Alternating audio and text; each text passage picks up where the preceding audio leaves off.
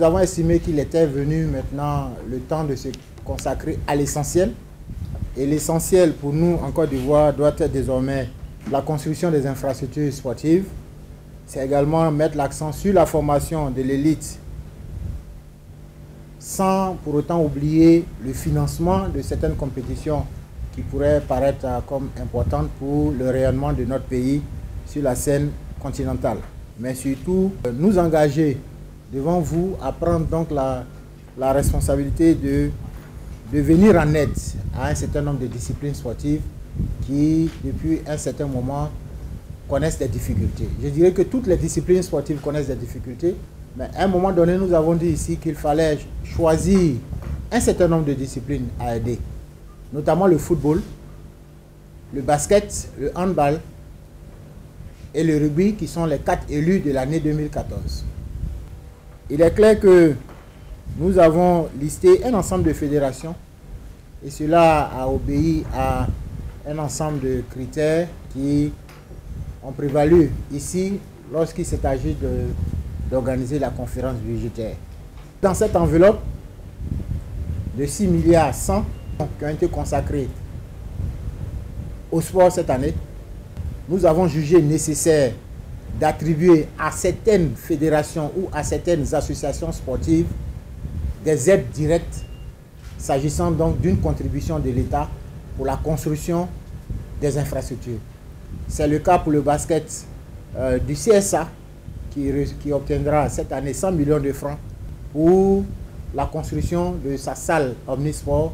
C'est également 40 millions que nous avons décidé d'accorder à l'académie Diré du gouverneur Mobio Samuel, une académie de basket qui voit le jour. C'est également 100 millions de francs CFA que nous entendons remettre à un centre, une association sportive du côté de Korogo, qui est tenté de faire du sport études et qui a érigé dans cette localité du grand bâtiment. C'est également 100 millions que nous donnons à la SEC d'Abidjan pour la pose de sa pelouse synthétique et l'érection d'autres bâtiments au sein de Sol Béni. Et c'est enfin 100 millions que nous avons proposé pour la Fédération ivoirienne de taekwondo qui est tentée de construire le temple du taekwondo. Vous constaterez donc qu'il s'agit d'aider à la consolidation de la carte des infrastructures sportives de Côte d'Ivoire. À côté de cela, il y a des aides qui sont également remises à certaines fédérations sportives pour leur développement en interne. C'est le cas par exemple de la boxe qui a choisi de ne pas participer à la moindre compétition internationale mais qui entend relever le niveau de la boxe en Côte d'Ivoire. Et c'est également le cas d'autres fédérations qui sont sur la liste, qui ont obtenu des enveloppes, mais qui vont faire l'objet, là c'est pour terminer, qui vont faire l'objet de débats. Nous venons d'avoir une réunion participative avec M. le ministre, parce qu'avant cette réunion, il nous a transmis les documents. Nous avons travaillé dessus et les présidents se sont réunis le vendredi dernier de 16h à 19h pour travailler et lui faire nos observations, nos remarques. Nous remarquons dans sa déclaration qu'il a tenu compte des observations, des remarques qu'on a faites. Il a même donné la possibilité d'encore de le rencontrer pour voir les budgets qui n'ont pas été bien appréciés.